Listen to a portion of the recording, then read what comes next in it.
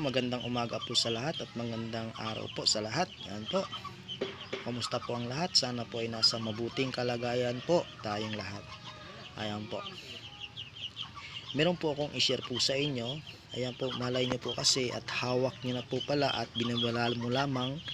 Ayan po, wag po natin ito baliwalain dahil po ito pong makikita nyo po sa video ito. At talaga pong hindi kayo mapaniwala na meron na itong mataas na halaga. Ayan po, ito po ay tatalakayin po natin. Yan po, sa hindi pa po nakakaalam, yan po, alamin po natin sa video ito. Kung hindi nyo po ito nagustuhan, skip nyo lamang po para hindi na kayo magambala pa. Ito po yung coins na ito na NGC na 1 piso. Makikita po natin ay common lamang po ito. Ayan po, talaga pong makikita po natin to. Halos po araw-araw ay nasa include po sa atin to. Ngunit po meron lamang po tayong kaibahan. Ayan, tingnan po natin itong coins na ito, kung talaga bang sinasadya o talaga bang error coins po ito. Ayan po, para sa akin po ay isa po itong error coins. Ayan po mga guys, tingnan po natin maigi. Ayan po, baka po kasi hawak nyo po mga ganitong uri ng coins. Yan, bibiling ko po ito sa mataas na halaga. Ayan po, puribiling ko po sa inyo ng 20,000 pesos yung ganito po. Yan po mga guys, yan, makikita nyo naman po kung gaano po siya ka-error. Ayan po, ito po ay common, makikita po natin yan. Talaga po yung 1 piso na NGC. January lang po kung yun po ay 2017. Ayan po ay mataas na talaga ang value po niyan. Ayan po mga guys, sana po ay merong makapagbenta. Yan, sa isang coins lamang po maaari po na magumpisa kayo. Ayan po, magumpisa kayo ng kung ano pong gusto nyo, dahil nga po ito ay mataas na ang collector value. Ayan po, wag po itong baliwalain yung mga ganitong uri ng coins. Ayan po, napaka error po nito. Talaga pong error po siya, napaka rare. Ayan po, kaya kayo po i-check nyo pong maigi ang inyong mga barya kung naisukli man sa inyo. Ayan po, 20,000 na mataas ang halaga po nito, dahil nga po rare po ito. At kung yung 2017 naman po na NGC na 1 piso, 2017 po ay mataas na rin po, dahil nga po ay hard to find at mahirap na hanapin yan. Ayan, baka po meron kayong 2017 at kagaya po nito, yan, carrier. Ayan po mga guys, intindihin po natin mabuti. Ayan po, wag po tayo basta-basta mag-alok ng mga barya na mga common. Meron po kasing common na akala po natin ay wala ng halaga, dahil yung common po ay rare pala yon, hindi nyo lang alam. Ayan po, dito naman po tayo. Ayan po, titingnan po natin dito ay isang common lamang din po ito. Ayan, isang commemorative coins na madalas pa natin nakikita sa ating sirkulasyon. Ayan po, ngunit meron lamang din po tayo kaalaman tungkol po sa mga coins. Dapat po pag-aralan po natin ang mga coins. Malay nyo po, yung coins na pala yon ay isa pala yung rare na mataas ang value. Ayan po, tingnan po natin. Ayan po mga guys, di ba po common lamang po yon, makikita po natin 1998. Pero po yung 1998 na mayroong midmark, ayan po mga guys, ay talagang napakataas na. Talaga pong hinahanap yan ng ating mga kaibigang coin collector. Ngunit po ito 1998 naman po ito, makikita po natin 1998, di ba po, napaka-common. Yan, 1998, dahil nga po wala siyang wala siyang midmark. Yung hard to find po ay yung merong midmark. At tingnan po natin kung gaano po siya ka-rare. Ayan po, tingnan po natin. Tingnan nyo po kapag meron kayong 1998. Ayan po, tingnan nyo po itong video ito. Tingnan nyo po yung coins ko, kung ano po yung kaibahan sa rare o sa commemorative coins.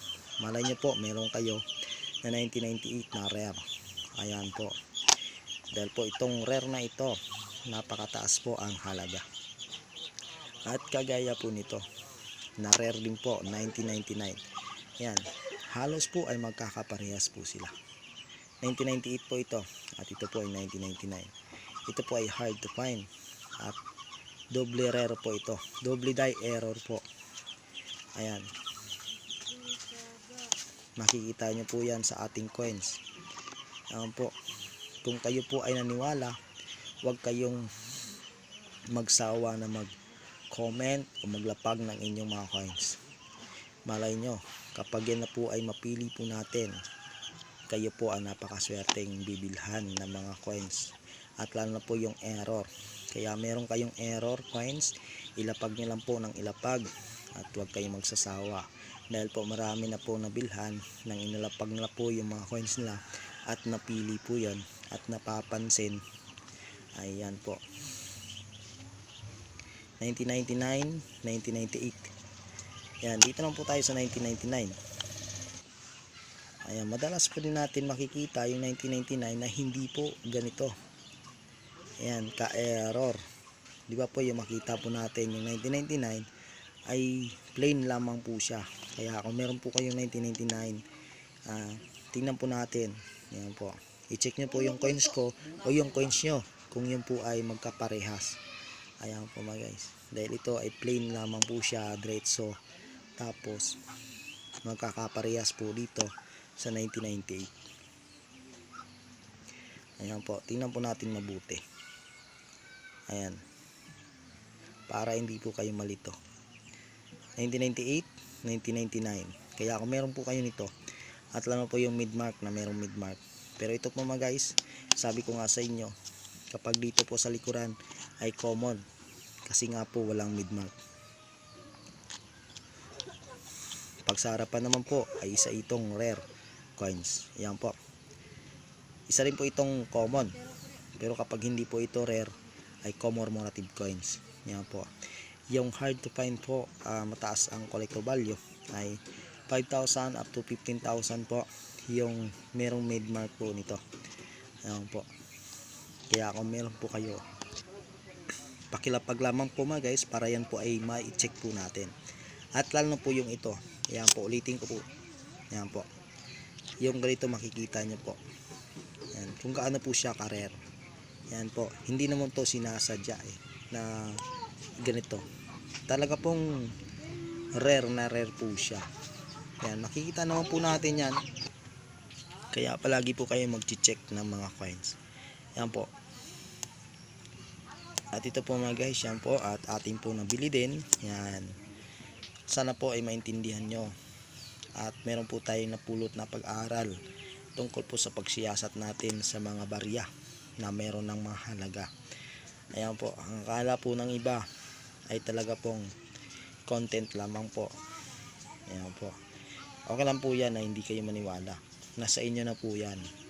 Kung hindi kayo maniwala, wag nyo pong panoorin para hindi na kayo maagambala pa. Ayan po, yung talaga pong naniwala naman po dyan, syempre po gusto po nila na mayroong silang mapulot na pag-aaral tungkol po sa mga barya na meron ng mga halaga. Dahil po meron na, marami ng mga barya sa ngayon na bilhan po. Ayan po, meron na mga tao na natulungan sa mga baryang hinahanap natin ng mga kaibigan kong coin collector, lalo na po sa mga online. Ayan po, lalo pa mag-online po kayo at ma-sold out po talaga yan, dahil nga po kapag mapili po yung coins nyo na yan po ay maganda pang klase, yung hinahanap sa mga coin collector. Ayan po, lalo na po mga hard to find, yung rare coins, yun po talaga ang madalas na binibili sa mga coin collector. Pero ako naman po mga guys, kahit ano, mga lumang barya, mga hard to find, semi hard to find, error coins, yan po mga guys. Baka po kasi hawak nyo na po, hindi nyo lang po alam. Yan po, ating alamin lamang po, at talaga pong pag-aaralan po natin kung ano po yung mga barya. Ayan po, tandaan po, ito pong nakikita nyong tatlo, rare coins po ito. Ayan po mga guys, sana po nakapagbigay po ako sa inyo ng buong detalye tungkol po sa mga barya na mga hinahanap ng ating mga kaibigan coin collector, at ito ay pinatuloy ko pa rin po kinokolekta. Kaya meron kayo, pakilapag lamang po para yan po ay mapili po natin at ma-check po natin. Salamat po and God bless po.